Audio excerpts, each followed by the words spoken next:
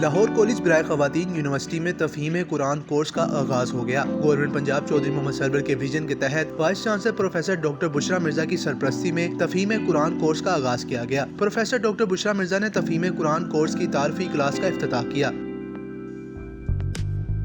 تفہیم قرآن کورس میں عربی زبان کے ماہر doctor club Bashir Khawar but خصوصی لیکچر دیں گے۔ کورس میں 42 آیات کے ترجمہ اور تفسیر پر خصوصی لیکچرز دیے جائیں گے۔ Dean science and technology professor doctor Shagufta Naz اور ریزیڈینشل آڈیٹر ملک فیصل نے تفہیم قرآن کورس کا اہتمام کیا۔